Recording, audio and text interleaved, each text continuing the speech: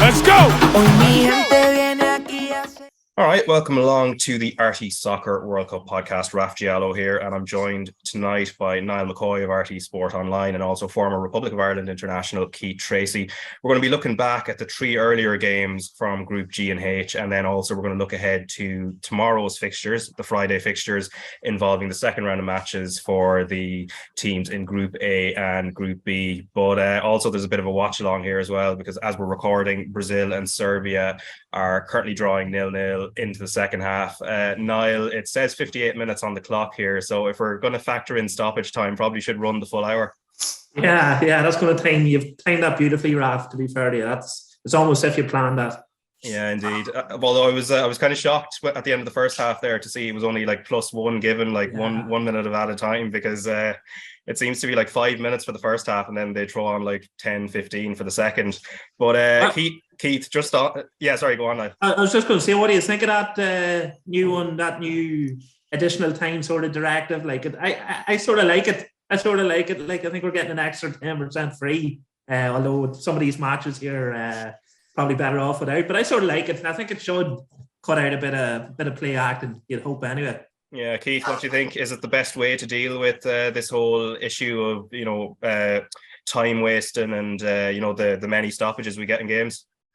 Yeah, I think so. I think the lesser nations will obviously, Serbia have done it to a certain degree already against Brazil, although they're not really doing it too badly. But you imagine as the game goes on, so the only way to discourage that sort of thing is to actually put the time on the clock that they're wasting. And what was it, 14 minutes in one of the first games I seen? I think it was 24 minutes altogether in the first half and the second half added on. So yeah, maybe we're getting that little 10% extra free, but some of the games you want to finish nice and early. Some of them have just been dead rubbers.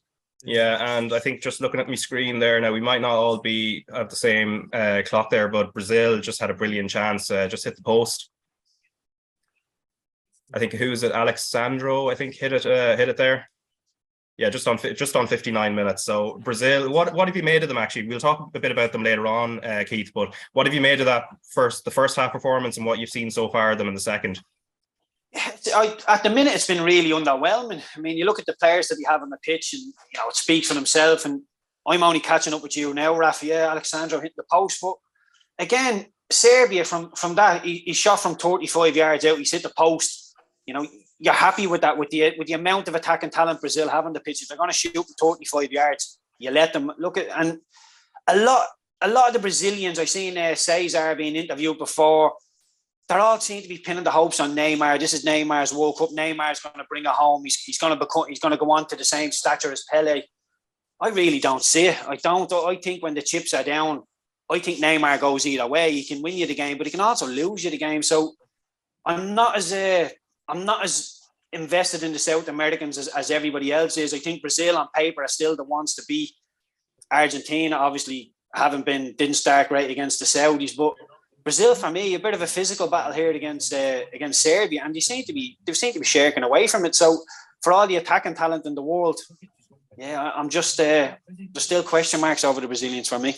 Yeah, and in the earlier games, of course, Switzerland beat Cameroon 1-0 with Breel Mbolo scoring the winner. We'll talk about that in a little bit. And then Uruguay and South Korea was a stalemate. And then Portugal and Ghana ended up being a thriller in the second half. But first half was scoreless, Niall. I mean, you rattled off a stat to me there before we hit record. I think there's been something like 8 games where at half time it's been scoreless. Yeah, I think it's 8 at half time, and we're still in the very early days. And I think we've had 4 full-time 0-0s, and we're on course for a 5th here. And the last World Cup, there was only one, Denmark and France. And I know that because I backed the goal in every game. And it was the one game that let me down. It was one of them ones where the boat needed a draw to go through. So, but it's just been very, very cagey. As Keith said earlier, a lot of games there's been. Yeah, but just as you say that, Brazil have taken the lead through Richarlison. Now I know you might be behind me there, but just on 61 minutes, they've just scored there. You might catch up with me just about there now. There we go. We're sticking at 4 0-0s for the time being. Then I'll try and fill the gap before I catch up here too. No, it's just a lot of teams are just sitting on the midfield quagmires. It's just it's killing a lot of contests and. that Uruguay game in particular, I was really disappointed with. Like, when you put Núñez and Suarez on the pitch together, you're expecting fireworks, but we got a damn squid, to be honest with you. Yeah, and Keith, just on that game, you're probably seeing the goal now, which was just him just being in the right position, Richarlison to knock in the rebound. But the Uruguay-South Korea game, it's been indicative of some of the games in this World Cup where defenses have been on top, and they've been really, like, they haven't been bad games, but they're just tactical, cagey battles. What was the issue for Uruguay? Do you feel that they couldn't get the better of South Korea in that game? I think legs, Raf. I think they struggle up front with legs. I know they have Darwin Núñez up there, but I feel if you can manage to keep him quiet, and that's a lot easier said than done. But if you can keep Darwin Núñez quiet, I think Suarez is a really fading talent. I don't think he's fit. I seen him today, and he's less than impressive. And I think he's 35. He got replaced by Cavani, who's 37. And like I said, even Godin at the back, excellent player in his day, but the pace for me kills defenders. And if you can get any of these into a race, any of these aging defenders and the strikers as well, for me, it's very hard to get behind Uruguay in terms of doing something. But I think they would have had a look at the Argentina and Saudi Arabia game and thought, right, just don't lose that first game. We can't lose the first game, because I think it put the frighteners into the so-called bigger teams. And I think a lot of us were thinking that South Korea were just, as long as they had Son, maybe they'd be okay. Without Son, they don't have anybody. I think they're a very decent team. With Son, they have that sprinkling of stardust, but they're a very, very rigid team, very stubborn, and they've got a bit of backbone about them. So there's a lot of teams that people won't fancy playing. It's Saudi Arabia, Japan, Switzerland, South Korea. There's a lot of bogey teams out there. Even Serbia aren't a nice team to play. So, yeah, I think they're, with Argentina losing, I think some of the big guns maybe, and obviously Germany lost to Japan as well. I think maybe a couple of them just said, okay, listen, if it's going to go to a draw, we just let it go to a draw, but we don't overextend, and we don't get caught in the counter-attack here. Yeah, and you mentioned Darwin Núñez, so he was starting off the left in a 4-3-3. We usually see him down the middle for Liverpool, obviously since he's come over, and previously with Benfica. What does it take away from his game playing in that position, at least in this Uruguay team? Because it's his role, as you said, he's got to have the legs because Suarez can't provide it, or Cavani really when he comes on. But what does it take away from his game when he's kind of shunted out that way? Darwin Núñez, for me, he's a good hold-up player, a good focal point. He can run in behind, he can run the channels, but if you get him in a 1v1 situation, he's not one of them that's going to manipulate the ball left and right and then go and take you down the wing. He's not a winger. He's a centre forward for me. And although he's big, he's agile, he'll get around the pitch. For me, if you're playing left back, you just say, come on, I'll race you down the line all day long, and you bring him down dead ends, because playing with your back to goal versus playing on the half turn, although it doesn't sound like an awful lot, they're very, very different talents. And I was a winger, and then all of a sudden I play up front. It's hard to play with your back to goal. He's very, very good at that. Now you're asking him to play on the half turn, and you're asking him to link in with the likes of Suarez and then Cavani when he come on. So, yeah, for me, I would put him as the focal point. I don't think they want to do that. I think Suarez is a bit of a legend there. Obviously, Cavani's a bit of a legend there. So maybe they might be a bit reluctant to do that. But for me, I would put him up front as the focal point, and I try and hit him, play second balls and get him down the channel. Because for me, like Cavani and Suarez would be great coming off the bench, but when you're relying on them, I think they're just a little bit long in the tooth. And to be fair, I say that about Portugal when I look at Ronaldo as well. So if I'm going to say about Ronaldo, I've got to carry that into Cavani and Suarez, unfortunately, as well. So, like I say, very hard to get behind them in terms of doing that. Yeah, and speaking of Ronaldo, obviously Portugal beat Ghana 3-2. Now, there's a lot of controversy in this game, but Niall, I suppose it feels unfair to most of Ronaldo's teammates and also the entire Ghanaian team that the entire pre-match focus just seemed to be on him, and primarily because of this Piers Morgan interview. Yeah, he dominated, and you just had to look at every news site this week, and it was all about Ronaldo.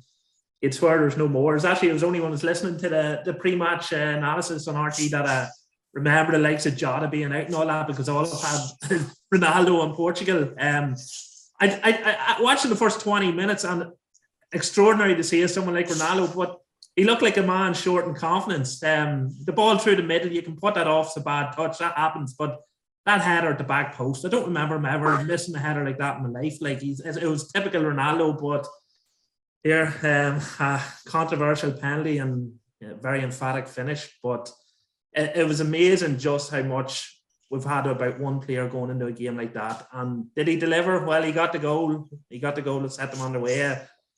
He wasn't too happy when McCoy done the Sue celebration by the looks of the. No, I enjoyed that. I didn't enjoy that. What's that? And here, I enjoy someone doing that when they're 3-2 down in the 89th minute to still whip that one out. Massive respect for that. But, and in fairness, Ghana had a chance then towards the end. I think it was the thing Shay Given was referring to on the in the studio after he was the only man in Ireland who didn't know where Dublin was. You know that that thing where he drops the ball down and then obviously it gets nicked off him. But Keith, just on Ronaldo's performance overall, what did you make of it? And we'll talk about the penalty later on because it was. There's adjectives like dubious maybe can be used or controversial or whatever, but his overall performance outside of that. I thought he was okay. I don't think he was great. Didn't do a lot. Like Niall said, had a header at the back post, maybe looked a little bit lack of confidence, but he hasn't played the bulk of games that he would be used to. So maybe he will be. It will take him a little while just to get up and running, but he's hit the back of the net. I know it was only a penalty for me. It wasn't a penalty. They were very, very lucky. The word dubious, it was very, very soft for me, really soft. When Ronaldo goes into the box as a defender, I'm thinking, go and just lay a glove on him. Don't foul him, but lay a glove on him. It is a contact sport at the end of the day. He leaves a bit of contact on him. Ronaldo dangles the leg out. He initiates the contact of the legs. And as they're coming together, for me, it's not a foul. The defender will be absolutely raging with it. Ronaldo's clever, but yeah, really, really disappointing. But I think Ronaldo does what Ronaldo does. He just got the headlines, didn't play very well. But I find it very hard to get behind the Portuguese as well on paper. Excellent. Ruben Diaz, João Cancelo, Bernardo Silva, Bruno Fernandes, Ronaldo, João Felix. Some of the names just roll off the tongue. But they really struggle with width for me. I think they played a box midfield today. And I know Cancelo is an excellent fullback, but he can get caught up the pitch an awful lot. So if you can somehow wrestle possession off of Portugal, or if you can sit deep and let them have it and get it and then go and hit them down the wings, I don't think they're the quickest to recover. So they are highly reliant on scoring goals to win them games. I don't think they'll win an awful lot of games 1-0 or 2-1. I think it will be 3-2 because they're attacking is where they're best. Like I said, Cancelo is a big part of what they do, but defensively, he does get caught an awful lot. So for me, I think the bigger nations will be looking at Portugal thinking, lovely, we'll take them, we can take them. But yeah, Ronaldo, just doing what Ronaldo does. I honestly think he'll finish with probably 6 or 7 goals in the World Cup. Not make headlines in terms of his performances, but just get goals, and he'll get a decent enough move somewhere at the end of it. Yeah, were you surprised at the penalty that it wasn't or it didn't seem to be referred to VAR? Yeah, I was, because it's a big decision. They're Ghana are not shutting up shop. They were doing okay in the game, but it's a pivotal moment in the game, and for them not to be even to be looked at is very, very disappointing. Because, like I said, it was soft. But I don't know. It's some of the I go back to the England's first game when Harry Maguire got wrestled to the ground against Iran, and VAR didn't have a look at it, and then the very last kick of the game, Iran get a penalty for a very, very soft tussle at a corner kicking. You're thinking there could be 6 or 7 of these a game. So they seem to be very selective about what they're looking at. Yeah, but for me, I find it very, very hard to get behind Portugal for some reason. Like the names outstanding, but I think there's fractures in that team when the chips are down. Yeah, and if you were to take Ronaldo out of that team then, because it's a discussion I think that's been even had in Portugal, whether they're better without Ronaldo in it. I know you've kind of covered the Nations League a fair bit and probably seen a good few of their games, and I'm kind of thinking back to a game where Portugal trashed Croatia 4-1, so not the last Nations League campaign, but the one before that. Ronaldo didn't play. I think it was something to do, I think he was out actually with COVID at the time. They looked really, really good. They looked really, really fluid. The likes of Felix and some of the other talents that you've mentioned looked really, really good. So do you think they look better, they press better, and they interchange a little bit better because they don't feel this need to just keep going to Ronaldo the whole time? Yeah, I think that'd probably be fair, Raf. I done their last warm-up game against Nigeria when they won 4-0 and Ronaldo wasn't in the team. Apparently he had a stomach bug, but they were really, really good. I mean, some of the Felix up front for me, he's still waiting to go up there. People are expecting him to make that leap to become a world-class player. For me, he's still on the periphery of it. So to have the likes of a Ronaldo around for him is probably brilliant. And Fernando Santos seems to have Ronaldo on side. I know Ronaldo seems to be a bit tetchy at the minute, but Fernando Santos and him have always had a good relationship. So, yeah, for me, if I was playing in that Portuguese team, if I analyse it, I think they're better without him. But if I was a winger in the Portuguese team, I'd want Ronaldo in the team, because I know all they have to do is put a half-decent ball into the box, give him half-decent service, create a half-decent chance, and he will hit the back of the net. And for me, I would sacrifice my legs and I would do all the running in the world from if that can happen. But he still has to deliver. And yeah, it's a long-winded answer, Raf, but they're a better team without him. But as a player, I'd want them in the team. And Niall, are you looking at your screen at the moment? Did you just see the goal Richarlison scored? No, I'm waiting behind. It's unbelievable. Yeah. He kind of flicks it up and then a sort of bicycle kick. So it's just 73 minutes there. I don't know if you've seen it, Keith, there. I just coming into it now, yeah, bang. Great finish. What a finish. Yeah. And to be fair, what's he scored? 2 goals for Everton this season? Or for Spurs this season. Yeah. He had the injury, I think, for a few weeks as well, which I think he was worried initially would keep him out of the World Cup, but fortunately came back in time. But I think he's made a fairly slow start, but he's got a lot of competition in that Spurs team. I was looking at Jesus, wondering, like, why isn't Jesus in that team? I know Jesus doesn't score an awful lot of goals, but his work rate and what he gives you outside of that, I thought Richarlison. If you look at 2 of them in terms of their Premier League ability, you go for Jesus all day long. But Richarlison's a different man in that Brazil shirt. His stats are excellent, and I'm just seeing the replay of it again. The forced touch, it's not great, but the way he just swivels on it after that is excellent. And coaches always say the goal don't move. You don't have to know where the goal is; it will never move. So, yeah, excellent finish. He picks out the corner when he's back to goal. Yeah, and in terms of cagey games, Niall, obviously the first game of the day at 10 a.m. to wake up to was the Switzerland-Cameroon game. Thought Cameroon were actually decent pretty much early on when, they had good chances in the first half, but just couldn't really finish. And there's Choupo-Moting, of course, as well, who has been starring for Bayern Munich kind of unexpectedly in the wake of Robert Lewandowski and did reasonably well. Yeah, can we not just skip over that game, Raf? I've never wished that a World Cup game was in the middle of the night, and I never got for it in my life. 10 o'clock, it nearly put me back to sleep. It was just not good. It just was not good. You're right, though. You're right. Cameroon for 45 minutes were decent, and Choupo-Moting coming in off the right there. He came across the end line a couple of times. He looked dangerous, but it just didn't seem to have much around him. He came into this World Cup and he's obviously on a rich vein of form there, but they just seem very reliant on him. Just not a good game. Switzerland probably should have added 1 or 2 on after they got the goal. Some really good defending. I can't remember who made the last ditch tackle in the last minute, but it was superb who got their body on the line, but Mbolo, obviously Cameroon born, so that's probably the main storyline from that match. There wasn't much more to it. It was just one of those close to a stinker. I thought it was going to finish 0-0 after the way it was going, but early second half goal said it. It just, I don't know. I'm being very negative about it here, lads. I know I am, but to be fair though, I watched Morocco and Croatia the morning before that, and that was just as bad. That really put me to sleep. That was like a paint dry. So I could put up with the Switzerland and Cameroon game when the Morocco and Croatia was so bad. Yeah, but still, to our viewers, please do watch the 10 a.m. game tomorrow between Wales and Iran on RT2 and RT Player. It's been, there's been really good games. I love the Saudi Arabia-Argentina match. Was just a joy to watch. I just thought that was great. I thought the last-ditch defending, it was just brilliant. The Portugal match obviously was so entertaining earlier. We were robbed of a real World Cup moment with Williams slipping at the end after he dispossessed the keeper. But it's just been an up and down tournament. Even the Wales, America, USA second half the other day I thought was really good. But Wales in the first half were horrendous. So it's just been one of them tournaments where we haven't got a run of great games. There's been a couple of 0-0s just dotted in or 1-0. So it's just sort of killed the momentum of this being a really, really good tournament to date.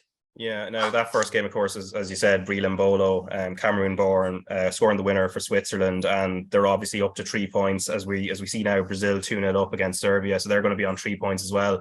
The Swiss are taking the mantle now, and they have a habit of, in the last few major tournaments, getting to the last 16 and in the Euros, the quarterfinals. So, Keith, how impressed were you with them, and how far do you see them going, presuming they do get to the knockout stage? I mean, are they capable of doing what they did in the Euros? They're very capable of it, Raf. Yeah, they're just one of them teams that you don't want to play against. And on paper, you feel you could take them. It's, when you look at Akanji, I know he's a decent centre half. Valverde, not for me. The Rodriguez, the left back, not really for me. And Granit Xhaka, Raf, we've spoke about him many times. I'm an Arsenal fan, and I'm really turning into one of his biggest fans. Him and Almiron at Newcastle are probably the most improved players in the Premier League this season. He's been outstanding, and he keeps that Swiss team ticking over. He's just become the captain, taking it away from Shaqiri, and Shaqiri's still doing a job in there to rob Brian Kerr's for his little battler. He's still running around, moving the ball well, and Djibril Sow not a bad player. Ruben Vargas and Mbola, I've seen quite a lot of him as well in his club football, and I really like him. And that must have been, Niall alluded to, it must have been really a weird game for him to play against Cameroon, the country he was born in. But he scored the goal, showed a bit of respect, didn't really celebrate. But it was really good movement because he just dragged the centre half in, the ball came and he was just waiting there. It looked like really bad defending, but he runs the two centre halves away and then holds his ground. And all of a sudden it looks so easy. But it was all about the movement. And yeah, I think they could go. I think they could be one of the surprise packages. I like Switzerland. I like Denmark as a dark horse. And not to win it, but just to upset a couple of people along the way. I think Switzerland are a very, very hard team to beat, as long with the Danes. I think they're really, really stubborn. Yeah, a nice part of the world as well, if anybody ever gets the chance to go there.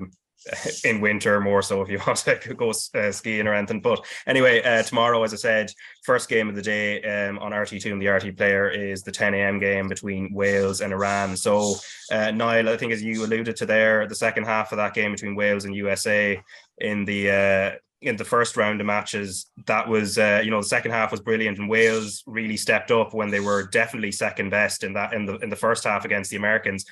This is a huge opportunity for them, especially with what England have done to Iran. I mean, to get some points on the board. Yeah, and it was shocking how bad they were in that first half. Absolutely shocking. USA brought a lot of energy, but they couldn't get out of the half. They just couldn't get out of the half. I was really, really surprised with how bad they were. Sorry, I'm a bit distracted here because I see Neymar went down there, and I'm just seeing if he actually got back up. I didn't actually notice if he got back up there.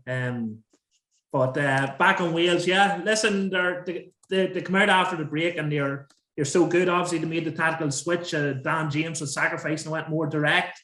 Gareth Bale, I see he got one of the sponsors man of the match.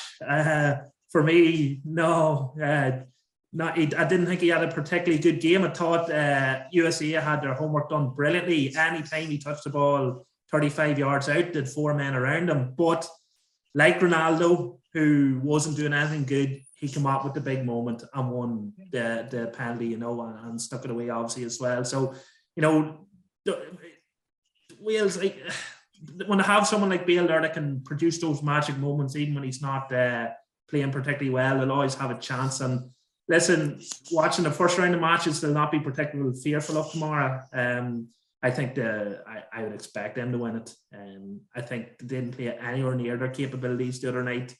Still came away, as Keith talked about earlier, this for a lot of teams, it's about not losing this first game, just getting a point on board, not in defeat. So there was no harm done. They got their point to come back. They are much better in the second half. They seem far more suited to that style of play, and I would expect them to win. Yeah, and Brazil really turning on the style now as well. Hit the crossbar, and they're just playing. They're starting. I think now with the 2-0 lead, there's that confidence is flowing for them. So we're starting to see the best of them. But Keith, just in terms of Wales, I mean, the change really in the second half was, of course, Kiefer Moore coming on as a target man and allowing the likes of Bale to sort of play off him. So with Iran, usually traditionally a defensive team, albeit if they have any ambitions of getting out of the group, they're going to need to come forward tomorrow against the Welsh. Do you expect Moore to start? Because with a packed defence, best thing might be to just lob balls into the box. Yeah, I think so. I'm not so sure how Iran will approach it, to be honest with you. I was quite impressed with Iran. I know they got lifted out of a 6-2 by England, but England are a very, very good team. They're one of the world heavyweights. So look, Iran scored 2 goals against them. So that's what I'm sure that's what's been said in their dressing room. We managed to breach the English defence twice. If they can score 2 goals against Wales, I think they'll win the game, if I'm honest. Is it Taremi up front, the centre forward for them? from Porto, yeah. Yeah, he seems to be really, really good in front of the goal. He's only half a chance his first goal against England. Just hit it, really good finish. So, look, I don't think Iran are as bad as England made them look. I think Wales will have their hands full. I'd love to see them go and win it, get them up to 4 points. Will they start with Kiefer Moore? If Iran are going to sit into a low block, which you might assume they will, then yeah, I would play Kiefer Moore, because if they're going to sit into a low block, there's going to be no space behind them. Then it's easy enough. You get the ball out to Williams and Roberts, and you just put quality into the box, and you tell Gareth Bale and you tell Kiefer Moore to go and win all their battles, and you get little Harry Wilson in around for any second ball that's bouncing around in the box. And I just keep throwing it down Iran's throat. Just keep getting it, put it into the box, get it, put it into the box. Eventually, one of the centre halves will come off them. There will be chances in that game. And I wouldn't overcomplicate it. If they're going to pack the middle of the pitch, be a low block, like I say, put it into the box and don't disappoint them. I'd love to see Wales and England getting out of the group. I'm not convinced it can happen, but if Wales can beat Iran, it's a huge step towards it. But like I say, I don't think Iran are as bad as England made them look.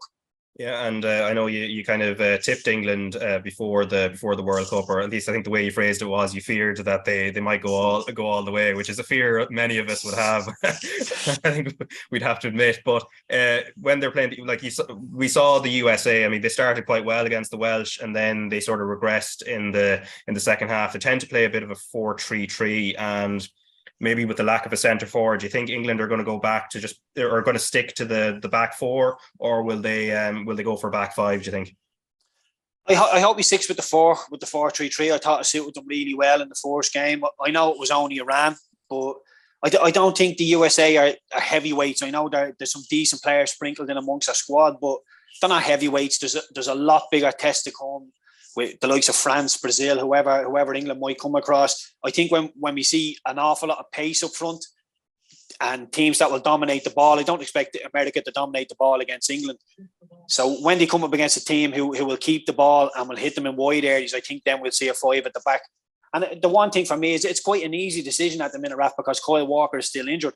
When Kyle Walker gets back to fitness, I think then Gareth Southgate will get him in, because Kyle's pace really gets England out an awful lot of trouble, gets them out an awful lot of holes. So, yeah, I'm more impressed. You know, it's been everybody's played now their first game near enough. Brazil are just in the last 6 minutes or so. And the most, I've been really impressed with Spain. I wrote them off because I thought they'd play Morata up front. I didn't think they had the goals in the team, but scoring 7 goals in the first day that's shut a lot of critics up. And England were probably the second most impressive behind them. So, yeah, England's still going strong, and the fear is still alive. Yeah, actually, just on Spain, because you mentioned them there, what did you make of Gavi and Pedri? I mean, they're magical. They're unbelievable, aren't they? It's how you when you take a training session and you think, I want that player to go and get it there to play from A to B and then get it again and go from C to D. He just does it, and he makes it look effortless. He just appears into holes, but they just like a young Sergio Busquets, and I don't mean that in terms of the passing range. I just mean in terms of their intelligence. They just know where to be, and I don't even think I've seen any of them sprinting. They just seem to be getting on the ball and just floating in and out. They're never in trouble, and it's the one thing I always tell the under 17 kids to watch is to watch players that don't get tackled. The ones who don't get tackled are the ones who are really at the top of the game, because you can't get near them. The likes of Pedri, and Pedri for me he's outstanding. If he wasn't at Barcelona, I think people would be falling over themselves to try and get them out of the club. But I think he has that real alliance with Barcelona that you only get when you're at that club. So I don't think anybody will get him out of there, but I think we have a star for the present and definitely the future. Yeah, well, I don't know what Barca's finances, Niall. Maybe they might be they might be able to get him out of there. Yeah, I just keep talking about Paddy there. I'll talk about Gavi. From the first minute, I thought he was just ridiculous. Just the balls around the corner. He remind me a bit of Thiago at Liverpool at times.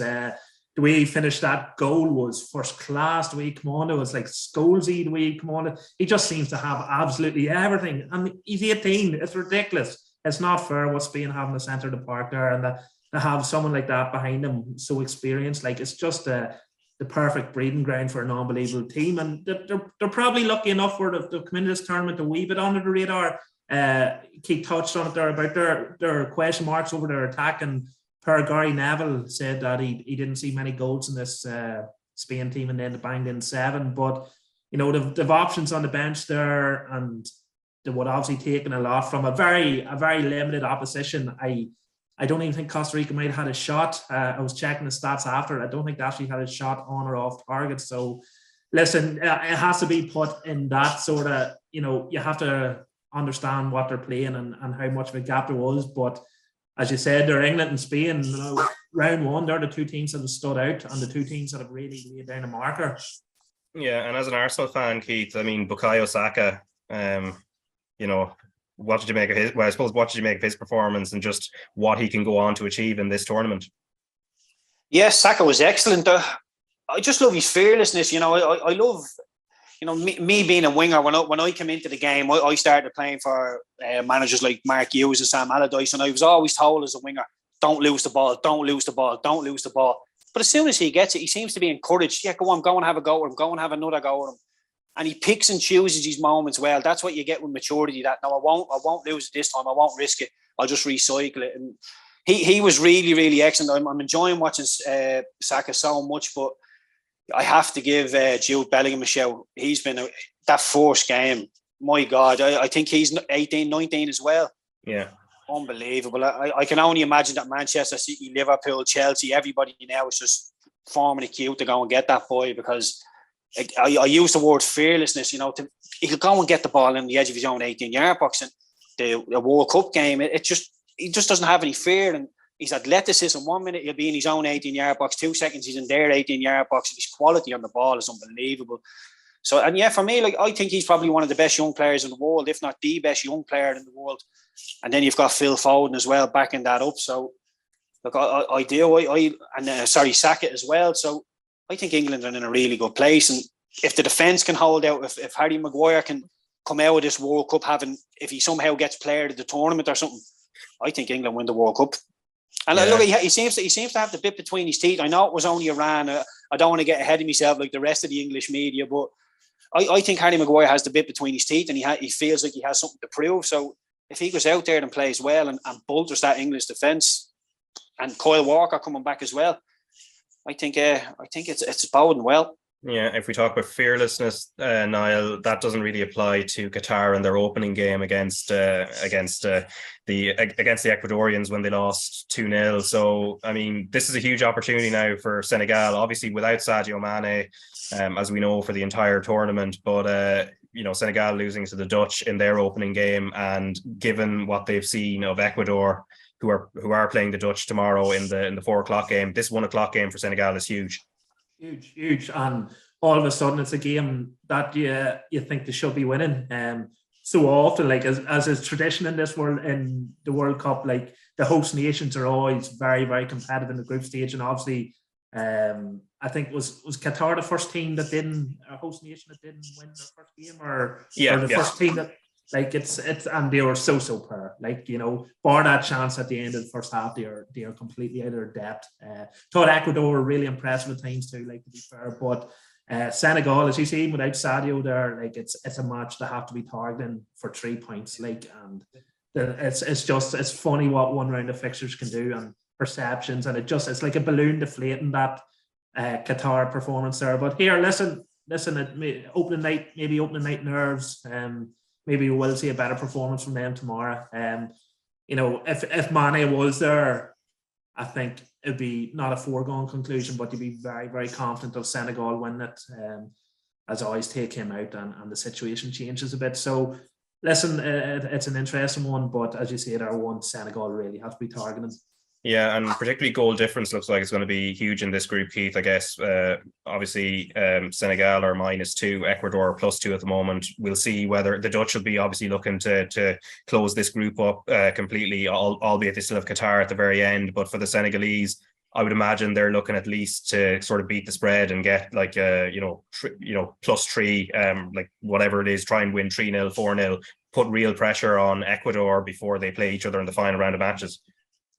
Yeah, I think that's it. I think everybody knew in this group Qatar were going to be the whipping boys, so they'll need to get as many goals against them as they can. And look, I'm under the impression that Senegal are nowhere near the team they are without Mane. I think that's fair enough. That's the little bit of stardust there, but there's some decent players in that Senegal team without them. You look at Idrissa Gueye, Koulibaly, Papa Cisse, Ismaila Sarr. There's some decent players in there. So, if they don't get out of the group, I don't think it's easy enough to say, it's because they don't have Mane. I think it would be a big failure if they don't get out of the group. Ecuador are a very solid, very decent South American team. So, look, it's going to be difficult, but yeah, you would have backed the Dutch. I think the Dutch will finish fourth. I think we all backed that. But yeah, if Senegal, they'll fancy their chances. I think they'll put probably 4 or 5 against past Ecuador, and that'll probably be in around par for a match against Qatar. Yeah, and what did you make of the Dutch in their first game then against Senegal? I mean, they won 2-0. It was 2 late goals, Cody Gakpo, and then Davy Klaassen scored one in the many minutes of stoppage time that seemed to be given in this tournament. But that game was quite even until the final stages. Then when they scored. Yeah, it was. The Dutch were quite pedestrian in what you were doing at times, just keeping the ball, but keeping the ball's sake. And I was going to throw that at Spain, but after they scored 7 goals, that was what I had in my head about Spain. But they had a lot of productivity. They got the job done in the end. And look, it's very hard and very difficult, and maybe we shouldn't do it too much to read into the first games, because there's an awful lot of nerves. People don't want to lose, and the longer the tournament goes on, I think people will get a little bit more comfortable. We start seeing better football. We see with the Brazilians now, for example, the game looks like it's in the bag and they're starting to pass it around. But to go back to the Dutch, go look at Cody Gakpo. I've seen quite a lot of him as well playing against Rangers. He impressed me, heavily linked with the Premier League. Steven Bergwijn done okay at Tottenham, but now he's back in the Dutch league and he seems to be a different player again. And when he plays for the Dutch, he's a different player. You could say the same about Memphis Depay. Different player when he plays for the Dutch. And with Virgil van Dijk, Matthijs de Ligt and Nathan Ake there, I think you've got a really, really strong base to go and win games. And, the front three probably aren't as strong as the Belgian front three, but the three at the back are very, very strong. And the reason I can't get behind the Belgians is because the three at the back, Jan Vertonghen and Alderweireld, the age is just, it's too high for me. But the Dutch have a really, really nice balance. And, I wouldn't call them dark horses because I think that's a bit disrespectful. They're a huge, huge nation. But yeah, they could be somebody who just flies under the radar and goes, maybe semi-finals and upsets a couple of people.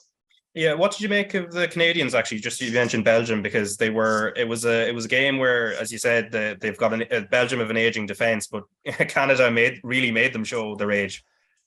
Yeah, Canada were okay in the game. Where didn't you expect Belgium to go and really dominate the game and just turn the screw, get goal after goal? But the Canadians, they showed a bit of backbone. They were really good, and I was delighted to see little Junior Hoylett there because me and him grew up at Blackburn together. When I think I was 15 when I went over, and he was 13. He was after moving over from Canada with his father, and we go to games together and everything. He was always going to be an outstanding footballer. From the age of 13, he was training with the under-18s. He was an outstanding player, and to see him at a World Cup now for Canada is excellent. It was nice to see him do so well, and he had 1 or 2 chances. And yeah, like I say, although the Belgians went and won the game, they really just didn't fill you with confidence. And I think I'm of probably the same opinion as most people that the Belgians are just a little bit over the hill now, and they're probably on the way down. Yeah, and you mentioned Hoylett there. I mean, up until this World Cup, obviously it'd been whatever it was since 1986 that Canada hadn't qualified for a major tournament, and he's probably reaching kind of his veteran years now in the game. So it's kind of a testament to kind of just because you could forgive somebody who's got into their 30s in a country like Canada where you're not going to qualify for things to just retire from international football. So it's a testament to him that he's kind of stuck around. It is, and that's what I'm saying, Raf. For whatever about him being a good footballer and warranting getting into the team, I seen him when, like I say, when he was 13, when he was on Sunday mornings running around Blackburn with me up and down hills, then getting picked for you don't under 21s Canada team. He's flying back to Canada, coming back. And like you say, when they're not getting the reward of big tournaments, it'd be easy enough to just throw a hamstring injury there. My back is sore, or I'm a little bit tired, or I can't do the flight today. But he doesn't. He's there, and he was always that type of person. He was always really invested in Canada. As soon as we were on buses going to watch the first team play, and he'd be talking about Canada. You couldn't shut him up about it. And when you see him now playing for Canada, it was just nice. I seen him doing the national anthem the other day. Yeah, I was delighted. It brought a little smile to my face. It's just nice when you see somebody who puts the hard work in. And like I say, I'm not talking about the football hard work. I'm talking about the travelling hard yards. It's nice to see him get a little reward at the end. Yeah, so the Brazil game has just finished there 2-0. As much of what you did see in the latter part of the second half, obviously the goals were brilliant from Richarlison. Does it change? Well, I know you've kind of tipped England more, and you weren't sure about the South Americans, but has it tipped the scales a little bit in terms of what you thought of what you think of Brazil? No, I still think they're a little bit top heavy. I know defensively on paper, Thiago Silva is aging, although I think he's an outstanding defender. I just I love the Brazilians, I really do, but I just think there's too much pressure on Neymar's shoulders, and if Neymar doesn't turn up, you're going to look at Vinicius Junior. It's not Vinicius Junior, outstanding football. I love to watch him, but it's not beyond the realms of possibility that them two go missing in the match, and you just don't see them. So for me, their big players could go missing. And did you see the Brazilian bench, by the way? I just saw it there. Is it, you mean the Richarlison and Dani Alves thing where they were just messing around? No, so I mean their actual bench. Oh, their actual ridiculous bench. Oh my! Fred, Militao, Fabinho, Telles, Bruno Guimaraes, Gabriel Jesus, Anthony, Ederson, Gabriel Martinelli, and Rodrigo. That team's going to finish in the top 6 in the Premier League. And they can't even get into the Brazilian team. So look, they have all the talent and all the will in the world from the Brazilian fans, but I just think the pressure will tell. For some reason, I just think that a favourite's going into it, and the pressure will come. Yeah, they flattered to deceive in the last few World Cups. Once they play one of the top European teams in a quarter-final or semi-final, it's gone wrong. But sorry, Raf, I think that's a very good point about Argentina. I think went 36 games unbeaten before they got beat by Saudi Arabia. But all the best European teams are playing each other in the Nations League. Yeah. So I think them records are a bit false. Do you know what I mean? So again, it can lead you down a path of the South Americans when you look at the recent records. But for me, quite false, them records. Yeah, and I suppose before we go, Niall, I think I was telling you before we hit record, I was doing a preview of I picked out 4 dark horses, and Senegal lost their opening game. That didn't go well. Who else was there? There was Denmark, who were held by Tunisia. That didn't go well at all. Uruguay got held by South Korea. Didn't go well at all. Serbia have lost now. So I've made a bad start on that front. But is there any crumbs of comfort from what you saw Serbia there? Could you not have picked England for your dark horse then? Well, just as Keith said about the Dutch, it would be. I think it would be even for me towards England. That would be disrespectful. Even I wouldn't go that far. Listen, for 45 minutes there, they'd done exactly what their game plan would have been. They're frustrated. They got bodies around Neymar. As the goal there, he was in the right place at the right time, and it had the feel of half time there. And I know we came on here at half time, so we didn't get to see the second half closely, but it definitely had a feel of them frustrating Brazil, and you could have seen that match finishing 0-0, and you would have put it down and said a classic Serbian performance or frustrated Brazil. It's one of those things, and it is Brazil. Once they score the first goal, their second, third, fourth goal can come freely, and they played some beautiful football there in that last half hour. It's just when they come up against top class, it's getting that first goal. And if you can frustrate them, and you talk about Neymar there, and Didi Hamann had some stern words from him at halftime, about him. And it's just, we can't judge him now against Serbia. If we assume they're going to go deep in the tournament, it's when they come up against an England or a Holland or a Spain. It's what he does in those matches. Is he this top player that can drag a team over the line? He hasn't done it in the Champions League with Paris Saint-Germain yet. Obviously, it's not all about him there, but is he going to do it this Brazil team? That's where his true greatness will be judged. Can he drag this Brazil team to a World Cup? Because this is looking at the fact that so many of the stars in the tournament, Messi, Bale, Ronaldo, they're all so far on in well into their 30s. This should be the tournament where him and Mbappe take it by the scruff of the neck. So time will tell. Still a lot of doubts over whether he can do it when the heat's on, Raf. Yeah, we'll see how he gets on anyway. So they're going to be back in action on Monday with when Group G and Group H resume with their second round of matches. But tomorrow, anyway, as I said, Wales against Iran 10 a.m, Qatar against Senegal at 1 p.m, and then the Dutch against Ecuador at 4, and England against the USA at 7. All on RT2 and the RT player. Niall McCoy, thanks for coming on, and Keith Treacy, thanks for taking the time. Anytime for you, Raf.